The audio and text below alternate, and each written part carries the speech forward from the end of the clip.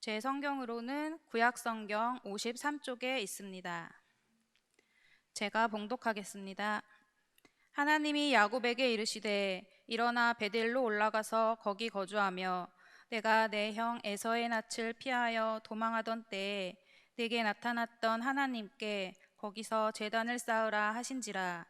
야곱이 이에 자기 집안 사람과 자기와 함께한 모든 자에게 이르되 너희 중에 있는 이방 신상들을 버리고 자신을 정결하게 하고 너희들의 의복을 바꾸어 입으라. 우리가 일어나 베델로 올라가자.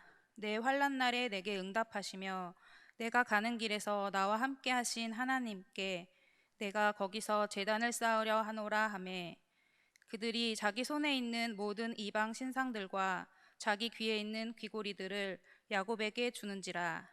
야곱이 그것들을 세겜 근처 상수리나무 아래에 묻고 그들이 떠났으나 하나님이 그 사면 고을들로 크게 두려워하게 하셨으므로 야곱의 아들들을 추격하는 자가 없었더라. 야곱과 그와 함께한 모든 사람이 가나안 땅 루스 곧 베델에 이르고 그가 거기서 제단을 쌓고 그곳을 엘베델이라 불렀으니 이는 그의 형의 낯을 피할 때에 하나님이 거기서 그에게 나타나셨음이더라. 리브가의 유모 드보라가 죽음에 그를 베델 아래에 있는 상수리 나무 밑에 장사하고 그 나무 이름을 알론 바굿이라 불렀더라. 아멘. 먼저 담임 목사님께서는 지금 김포 사랑스러운 교회에 오늘 위임 투표가 있는 날입니다. 그러다 보니까 시찰장이기도 하고 해서 이제 목사님께서는 그곳에서 지금 투표를 주관하고 계시고요. 김포 사랑스러운 교회는 저희 사랑스러운 교회 1호 지교회 아니겠습니까? 그러니까 물론 개척해서 그렇게 되는 과정 가운데 있지만 여하튼 저희 교회의 모든 성도님들이 사랑스러운 교회를 위해서, 김포 사랑스러운 교회를 위해서 함께 기도해 주셔야 할 줄 믿습니다. 목사님과 그 교회를 위해서도 함께 기도해 주시길 바랍니다. 자, 오늘 말씀은 일어나 베델로 올라가라라는 말씀입니다. 야곱에게 있어서 베델은 매우 의미 있는 장소입니다. 형을 피해 외삼촌 집에 가는 길에 처음으로 임재하시고 도우시는 하나님을 경험하였던 장소입니다. 이후에 그때의 기억을 힘입어 어려운 순간도 이겨낼 수 있었고요. 그때 그 경험을 힘입어 그는 모든 상황 가운데에서 믿음으로 승리할 수 있었던 것이죠. 그래서 베델은 단순한 그냥 장소의 의미로만 그에게 있는 것이 아니라 그에게 그래 내가 너와 함께 할게 하나님께서 말씀하시고 붙잡아주는 그런 의미 있는 정말 그에게 중요한 장소로 그에게 남아있게 되었던 것입니다. 창세기 28장 19절부터 21절 말씀 저희가 함께 다 같이 한번 화면에 나옵니다. 다 같이 한번 읽겠습니다. 시작. 그곳 이름을 베델이라 하였더라. 이 성의 옛 이름은 루스드라. 야곱이 서원하여 이르되 하나님이 나와 함께 계셔서 내가 가는 이 길에서 나를 지키시고 먹을 떡과 입을 옷을 주시어 내가 평안히 아버지 집으로 돌아오게 하시오면 여호와께서 나의 하나님이 되실 것이요. 아멘. 자, 그런데 여기 말씀에 다시 한번 더 저희가 살펴보면 자, 뭐라고 했습니까? 20절 야곱이 서원하여 이르되 하나님이 나와 함께 계셔서 내가 가는 이 길에서 나를 지켜주시고 먹을 떡과 입을 옷을 주시어. 무슨 말입니까? 그곳에서 성공해서 넉넉하게 오면 좋겠다는 거죠. 그렇게 오게 하시고 21절 내가 평안히 아버지 집으로 돌아가게 하시오면. 평안, 무엇을 이야기합니까? 지금 야곱에게 있어서 가장 큰 적은 무엇입니까? 바로 형 에서지요.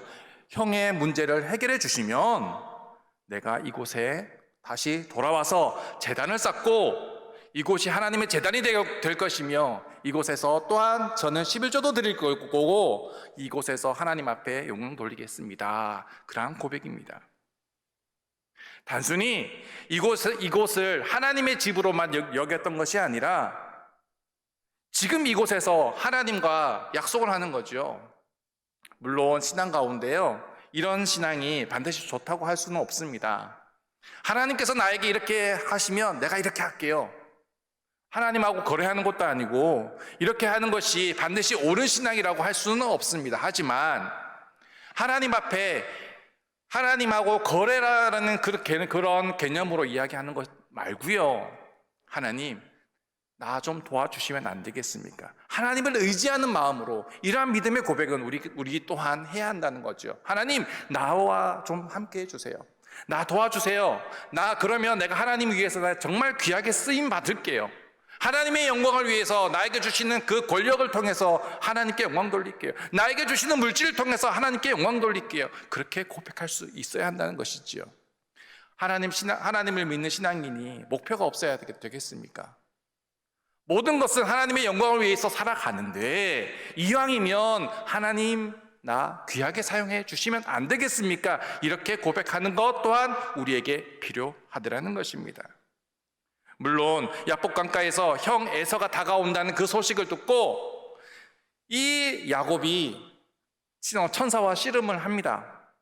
그래서 거기에서 진정으로 평안함의 그 모든 문제, 형과의 문제가 해결됩니다. 그러니 이제 그의 기도 모든 것들이 다 이루어지게 된 거죠. 돈도 많고요, 가족들도 많고요, 그리고 평안하게 됐으니까. 그런데 문제는 야곱이요, 하나님께 고백했던, 서원했던 이 말대로 하나님께서 모든 것을 다 들어주셨는데 베들로 올라가지 않습니다. 왜 올라가지 않았을까요? 바로 올라가야 되는데 왜 올라가지 않았을까요? 여기에 대해서 저희는 몇 가지를 생각해 볼 수 있습니다. 첫 번째, 야곱은 성공하지 않았기 때문입니다. 이것은 말이 되지 않습니다. 에서도 야곱의 양떼를 바라보고요, 깜짝 놀랍니다. 왜 이렇게 많은 것을 나한테 주려고 하니?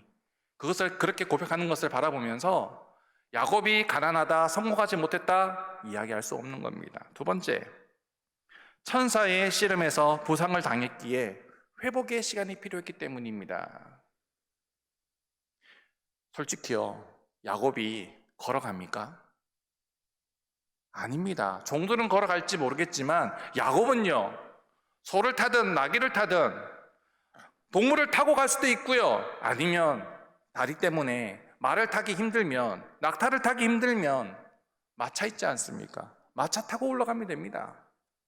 그런데 그는 올라가지 않습니다. 그러니까 그의 건강이 베델로 올라가지 못하는 것에 대한 이유가 되지 않는다는 거죠. 세 번째, 에서와의 문제로 에너지를 너무 많이 썼기 때문에 탈진해서 못 올라갔다. 이것도 맞지 않습니다. 가장 큰 고민이 해결되면 없던 힘도 막 생기지 않겠습니까? 그게 정상입니다. 그런데 탈진했다고요? 아닙니다. 그러니까 지금 에서가 베델에 올라가지 않은 것은 다른 이유가 있다는 것이지요. 창세기 33장 17절부터 20절 말씀 저희가 함께 읽겠습니다. 33장 17절부터 20절입니다. 함께 읽겠습니다. 시작. 야곱은 숫곳에 이르러 자기를 위하여 집을 짓고 그의 가축을 위하여 우릿간을 지었으므로 그 땅 이름을 숫곳이라 부르더라. 야곱이 밧단 아람에서부터 평안히 가나안 땅 세겜 성읍에 이르러 그 성읍 앞에 장막을 치고 그가 장막을 친 밭을 세겜의 아버지 하몰의 아들들에게서 손에서 백크시타에 샀으며 거기서 제단을 쌓고 그 이름을 엘엘로헤 이스라엘이라 불렀더라. 야곱은요, 잊어버린 겁니다. 그 전까지 기억했던 그 베델의 은혜를 잊어버린 겁니다. 여기 보십시오. 지금 저희가 읽었던 33장 17절부터 20절 말씀은 에서와의 관계에서의 모든 것이 해결되고 난 다음에 직후의 내용입니다. 지금 베델로 올라갈 사람입니까? 이제 거기서 정착할 사람이죠. 땅을 삽니다. 집을 짓습니다. 우리가는 짓습니다. 그냥 정착해서 살라고 하는 것이지 이 사람은 이동할 사람이 아닌 거라는 겁니다. 모든 것은 이제 내 모든 문제 다 해결됐으니까 너무 좋다. 그리고 그냥 그 자리에 이제 다 평안해졌으니까 이제 나 이제 행복하게 살아야지. 하나님의 은혜 언젠가는 가면 되지. 내가 언제 하나님한테 바로 간다고 했어. 올라가겠다고 했지 바로 간다고는 안 했잖아. 평안히 살다가 때가 되면 가야지. 그런 마음으로 그는 그곳에서 정착하려고 했던 겁니다. 그런데 하나님의 생각과 나의 생각이 달랐던 겁니다. 하나님은 올라오라는 거죠. 그런데 야곱은 하나님, 좀 기다려주세요. 왜 그렇게 급합니까? 자기가 하나님한테 도와달라고 할 때는 하나님 나 지금 너무 급해요. 좀 도와주세요. 그러면서 천사의 그 바지가랑이를 끝까지 붙잡아 놓고 이제 와서는 하나님 조금만 기다려주세요. 지금 이렇게 이야기하고 있는 야곱의 태도라는 것이죠. 사실 디나의 이 사건은요, 야곱에게 일어나지 않아야 할 사건입니다. 그런데 이 사건을 하나님이 왜 일어나게 하셨을까요?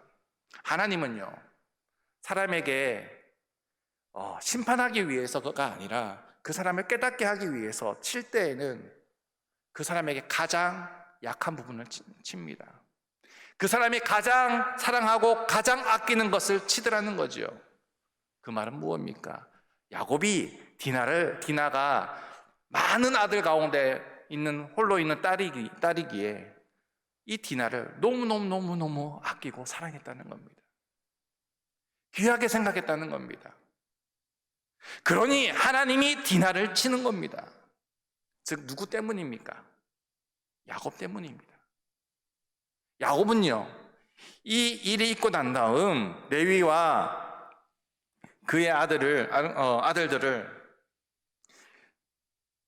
막 세겜의 사람들을 죽인 그 아들들을 저주합니다. 너 때문에 내가 죽게 되었다. 너 때문에 내가 문제가 이렇게 된 거 아니냐. 화를 냅니다. 왜 자기 탓을 왜 남한테 떠넘깁니까? 사랑하는 우리 모든 성도님들, 우리는요 결코 신앙인으로서 이런 자의 모습을 본받으면 안 될 줄 믿습니다. 나에게 어떤 문제가 생겼다면 제일 먼저 우리에게 무슨 문제가 있는지 살펴봐야 할 줄 믿습니다. 나에게 고난이 생겼습니까? 남 탓을 하지 맙시다. 다른 곳을 바라보지 맙시다. 나를 먼저 살펴봅시다. 하나님, 제가 혹시 놓치고 있는 것은 없는지요? 제가 혹시 실수했나요? 하나님, 나한테 무슨 문제가 있나요? 하나님, 내가 그걸 놓쳤네요. 그렇게 하면서 하나님 앞에 고백하며 나아가는 그러한 저희가 되어야 할 줄 믿습니다. 사랑하는 성도님들, 하나님이 우리를 치실 땐 우리가 미워서가 아닙니다. 우리가 다시 하나님 앞에 온전히 서기를 기대하시기에 우리에게 은혜를 허락하시더라는 것이지요. 그러기에 우리는 끝까지 하나님 바라보면서 힘들 때도 하나님 찬양하고 즐거울 때도 행복할 때도 하나님 바라보며 믿음의 고백하는 그러한 저희가 되어야 할 줄 믿습니다. 모두 그렇게 함께 살아가 보십시다. 이 야곱은요, 이 사건, 디나의 사건을 통해서 드디어 이제 깨닫게 됩니다. 내가 여기 집을 지으면 안 되는 거였구나. 내가 여기에 머물면 안 되었던 거구나. 하나님이 지금 나를 부르시는 거구나. 자녀들한테, 아들들한테 성질은 다 냈지만 뒤돌아보니 자기의 잘못이 깨달아지는 겁니다. 그래도 이만하면 다행입니다. 하나님께서 더 크게 진노하지 않는 그 상황에서 모든 것이 마무리되는 것이 참 다행인 겁니다. 하나님 나 왜 미워하세요가 아니라 아이고 이만하면 하나님 감사합니다. 이만한 걸로 나를 깨우쳐 주셨으니 감사합니다. 그렇게 고백하는 저희가 되어야겠지요. 이제 이 야곱이 오늘 저희가 읽었던 이 말씀을 통해서 살펴보면 정신을 차리고 가족들에게 이야기합니다. 너희들이 가지고 있는 우상들 다 끄집어내. 다 가지고 와. 그리고 다 모읍니다. 그리고 상수리 나무 아래에다가 다 묻습니다. 어떤 사람들은 이야기합니다. 에이, 뭐 묻으면 어떻습니까? 베델 갔다가 내려와서 다시 가져가면 되는데. 금신상입니다. 그거 순금입니다. 귀걸이 다 순금입니다. 다 보합니다. 돈이 얼마짜리입니까? 오늘날로 따져도 수백만 원, 수천만 원, 아니 더 억이 넘어가는 금액일 수도 있습니다. 그런데요, 이 야곱은요 뒤돌아보지 않습니다. 다시 가서 그것을 끄집어냈다는 이야기가 안 나옵니다. 왜요? 이제 정신 차렸다니까요. 이제 하나님 앞에 나아가야 되는 것, 하나님 앞에 나아가려면 이제 모든 것을 정리하고 점검하고 깨끗이 하여서 하나님 앞에 나아가야 되는 것을 알았기 때문이더라는 거죠. 우리는 과연 이 야곱과 같은 마음으로 하나님 앞에 서고 있는지요? 지난 6월 6일 날 저희 형제들이 시골집에 다 모였습니다. 왜 모였는가 하면 저희 어머니가 48년생이시거든요. 근데 아직까지 시골에서 그 품앗이 일을 좀 많이 하십니다. 사과 과수원에 가면 거기에 이제 꽃 이렇게 정리하는 걸 적과가 아니라 뭐라 그러죠? 적과는 과일을 이렇게 따는 거고, 하여튼 적과하고 막 그런 거를 이제 그런 것도 하고 밭에 이제 뭐 파도 심고 양파도 심고 뭐 하여튼 뭐 담배도 심고 여러 가지 일을 하십니다. 그런데 그런 거를 하시다 보니 아무리 그래도 이제 집안 일 이런 것들이 소홀할 수밖에 없잖아요. 그런데 저희 형제들이 보다 못해서 우리가 모여서 시골집 좀 정리 좀 하자. 아니 방은 분명히 3개인데 사람이 잘 수 있는 공간이 별로 없어요. 그래서 저희가 다 모인 겁니다. 그래서 하나씩 모아서 버리기 시작합니다. 근데 모으다 보니까 그 80kg 쌀포대 그 포대자루 있지 않습니까? 그게 한 10개인가 12개인가가 모인 겁니다. 그것만 그래 있었던 거 아닙니다. 사실 저희 어머니가 버리는 걸 잘 못하시는 건 맞긴 한데 큰애 삼촌이 꽤 오래전에 소천을 하셨거든요.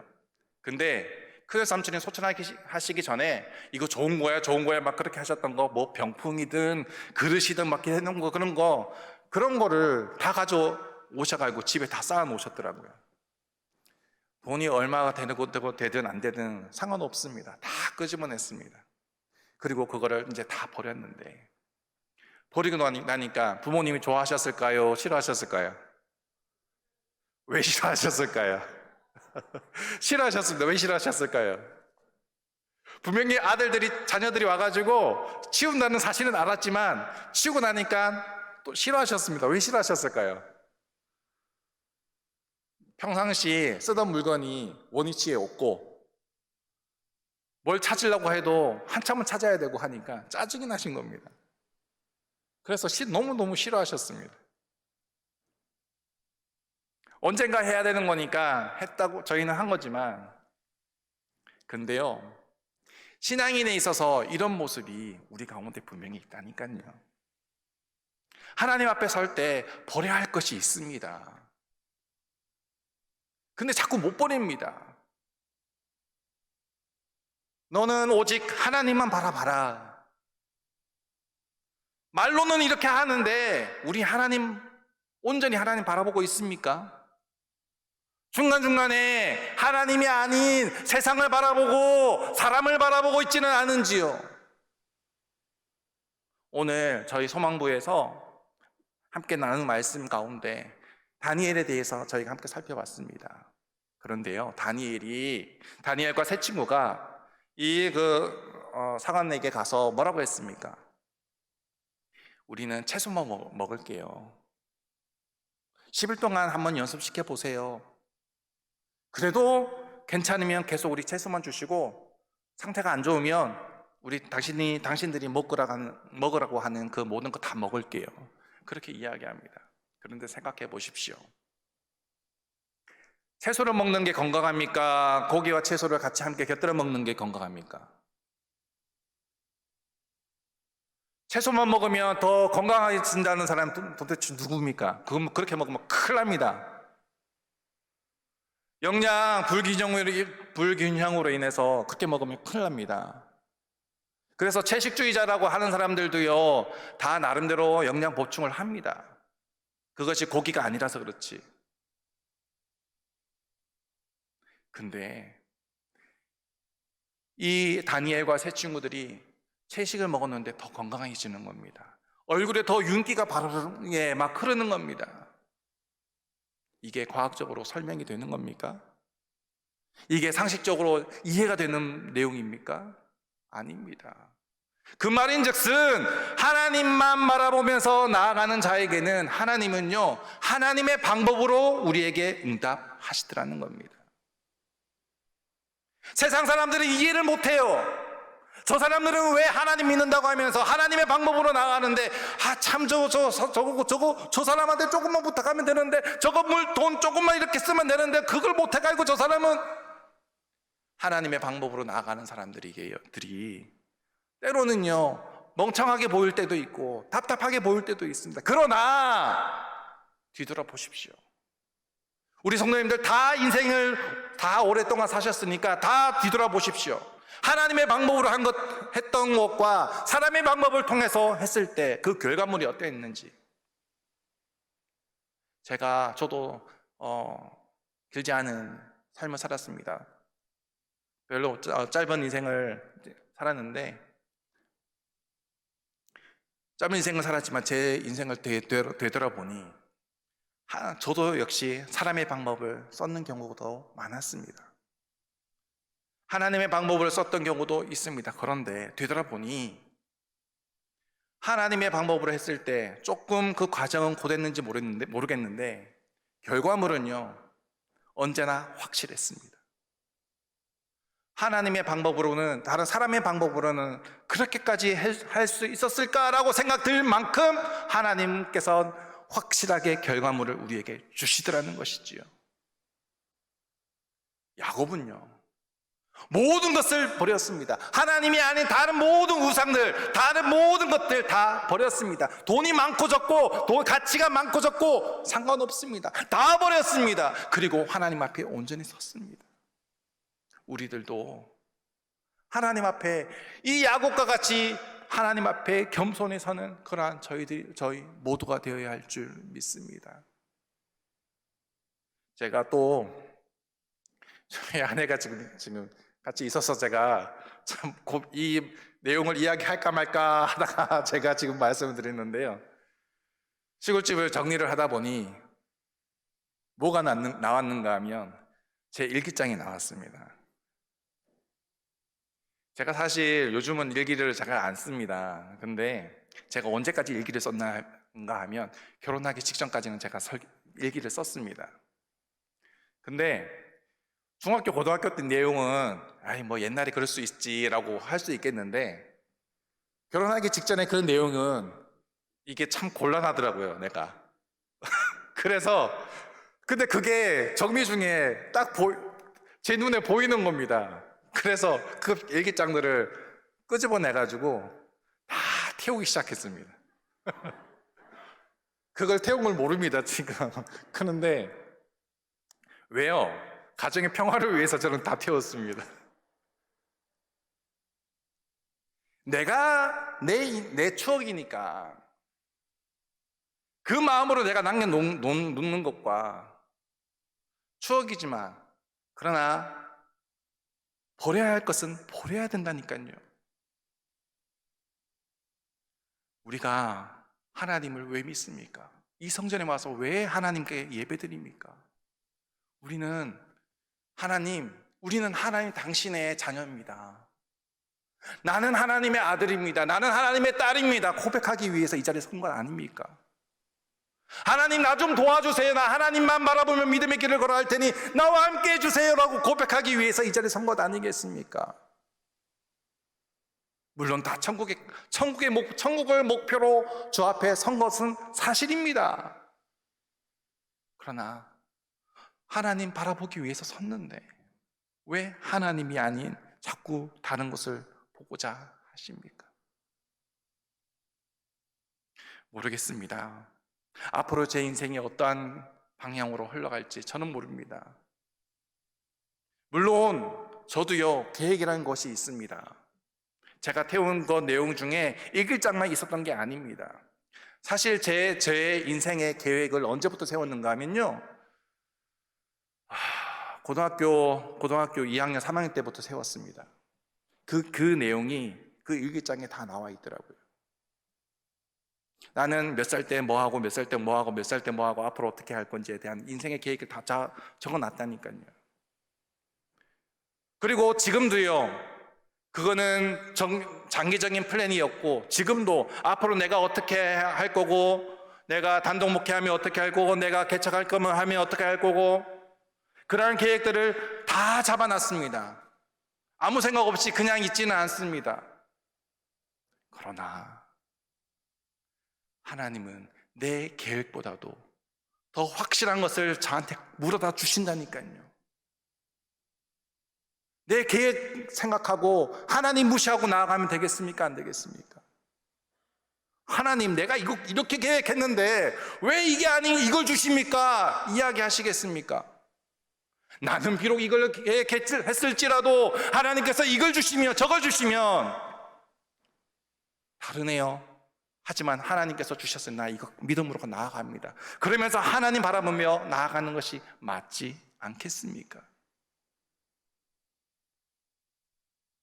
사랑하는 우리 모든 성도님들, 야곱은요 다 내려놨다니까요.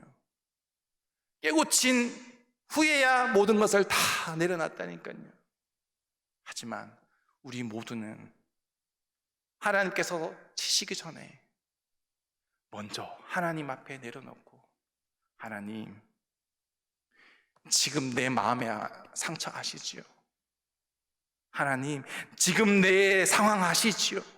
내 고통 아시지요?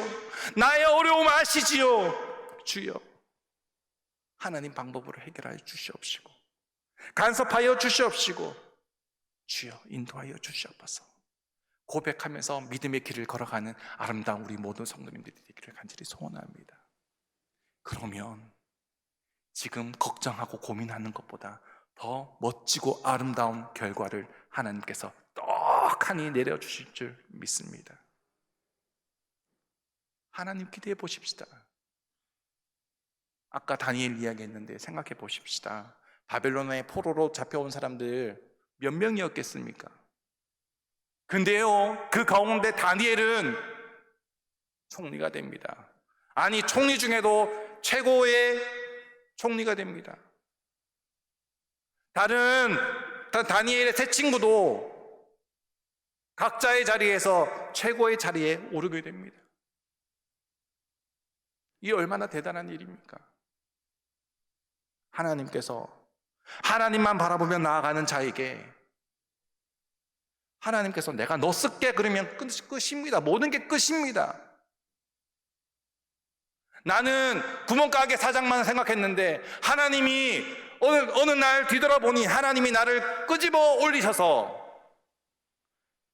대기업의 회장으로 나를 세우실 줄 누가 알겠습니까? 나는 그냥 동네 반장만은 생각했는데 하나님께서 어느 날 갑자기 나를 끄집어 올리셔서 국회의원이 되도록, 시장이 되도록 사용하실 줄 누가 알겠습니까? 그 자리에 섰을 때에도 우리는 변질만 안 되면 됩니다.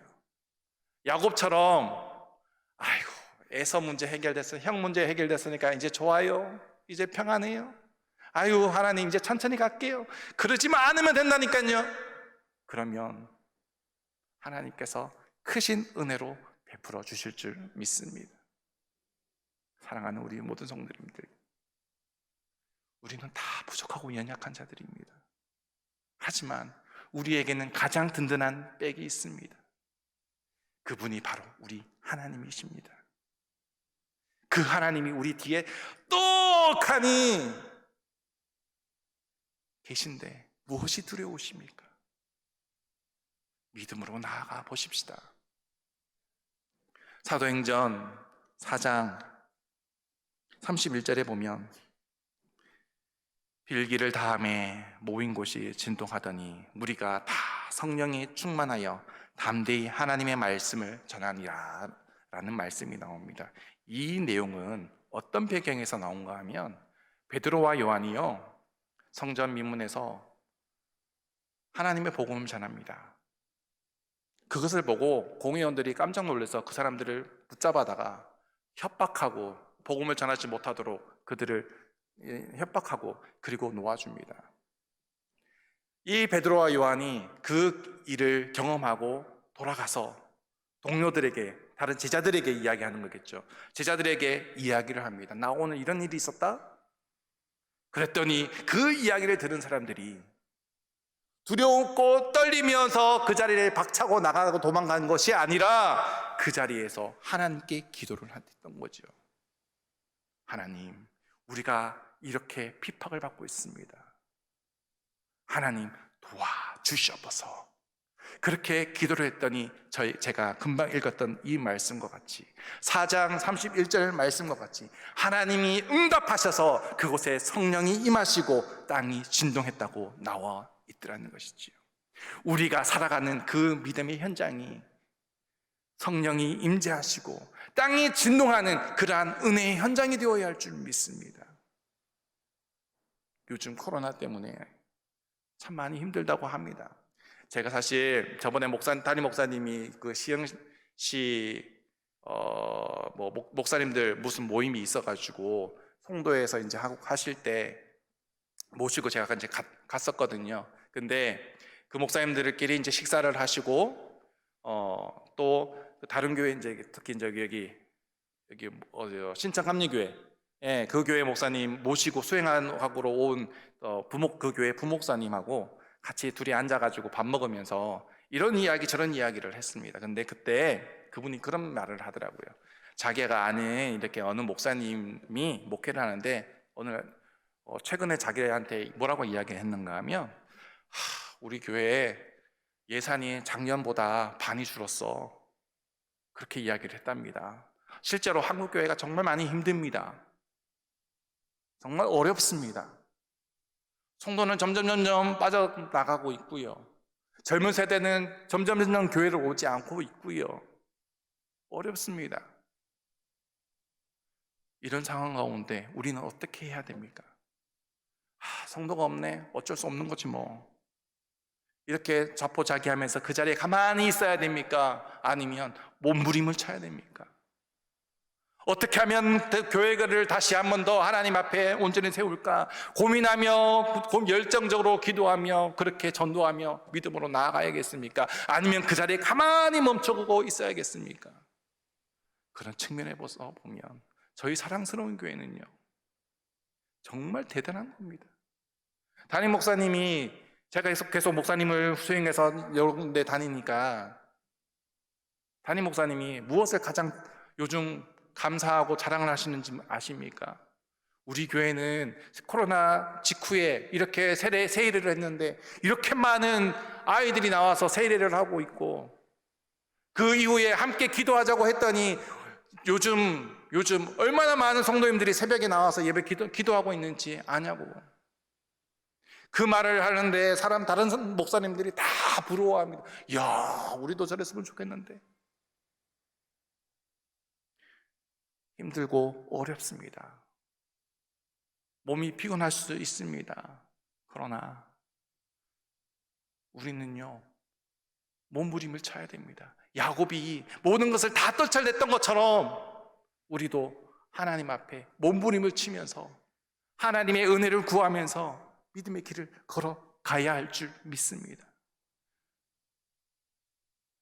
무엇이 두렵습니까? 제자들도 목숨의 위험에서도 불안에 떨지 않고 오순절 이후에 모든 제자들이 함께 기도했습니다. 힘들고 어려울 때마다 모여서 기도했습니다.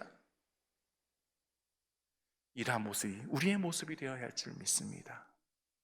그러기에 그러한 것을 이끌고 나아간 담임 목사님을 위해서 함께 기도해 주시고, 우리 장로님을 위해서도 기도해 주시고, 함께하는 우리 권사님들을 위해서도 기도해 주시고, 우리 모든 집사님들을 위해서도 함께 기도해 주시길 바랍니다. 하나님, 내가 이 자리에서 함께 기도하는데 어떤 집사님도 같이 기도했으면 좋겠어요. 하나님, 함께 나와서 기도할 수 있도록 도와주세요. 옆에 있는 성도님들을 위해서도 함께 기도해 주십시다. 그러면서 우리가 함께 기도로, 무릎으로 하나님 앞에 믿음으로 나아가 보십시다. 하나님께서 우리 사랑스러운 교회를 통해서 어떻게 역사하실지 기대하면서 나아가 보십시다. 주님은 놀라운 은혜로 우리에게 채워주실 줄 믿습니다. 예전에 저희 증조 할머니가 소천하시기 전에 유언을 남겼다고 합니다. 사실 옛날을 이야기하면 못 사는 집안이 아무도 없잖아요, 그죠? 저희 집안도 원래 일제시대까지만 해도 대구에 끝이 안 보이는 땅을 다 가져서 썼다고 이야기를 해요. 그런데 어느 날 갑자기 망해가지고 그러는데, 그래서 막 힘들어하고 있는 그 찰나에 다행히 신앙생활을 해서 증조 할머니가 이제 어떻게, 하나님, 우리 가문 어떻게 언제 일어섭니까? 하나님 도와주세요 하고 기도를 하셨는데, 소천하시기 전에 뭐라고 하셨는가 하면, 꿈을 꿨는데 쌀독에 쌀이 넘치는 꿈을 꿨답니다. 그 모습을 보면서, 그래, 하나님이 우리 집안 이렇게 다시 살려주신다고 하네. 그러니까 믿음으로 잘 살아서 그 복 누리길 바래. 그러면서 하나님 품에 안기셨다고 하더라고요. 근데 아직까지 그 열매를 따먹은 사람이 없습니다, 저희 집안에. 주인공이 누가 되겠습니까?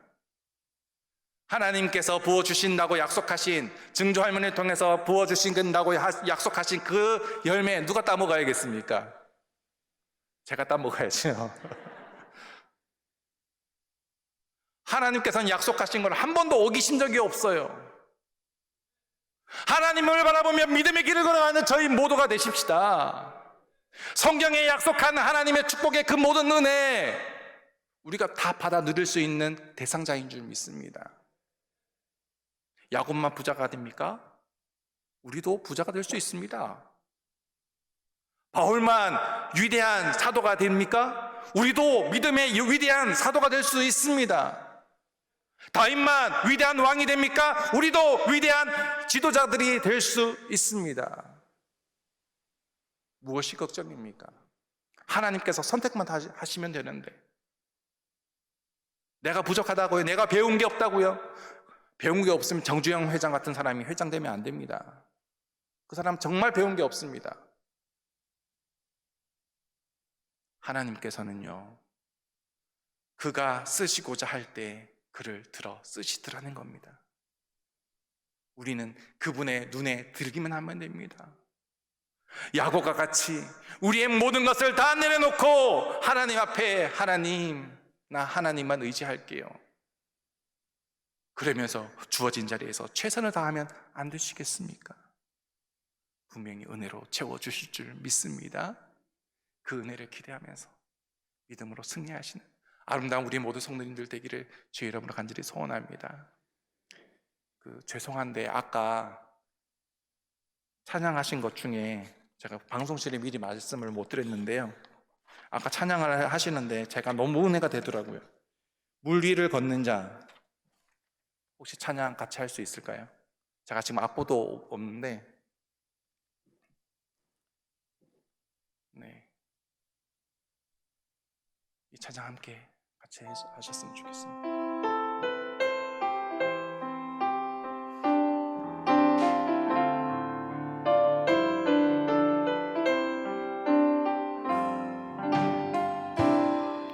주님 나를 부르시니 두려움 없이 배에서 나가리라. 주님 나를 부르시니 주님 내가 오라시니 주님 보고 계시기에 의심치 않고 바다를 걸어가리라. 주님 보고 계시기에 주님 여기 계시기에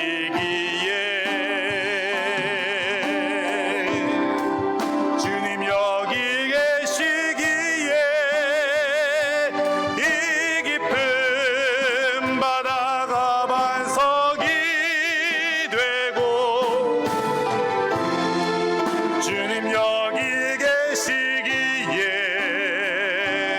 반석 위를 내가 걸어가리라. 주님 여기 계시기에 저같이 파도가 반석이 되고 주님 여기 계시기에 반석 위를 내가 걷습니다. 다시 한 번 더 찬양합니다. 주님 나를 부르시니 두려움 없이 배에서 나가리라. 주님 나를 부르시니 주님 내게 오라시니 주님 보고 계시기에 의심치 않고 바다를 걸어가리라.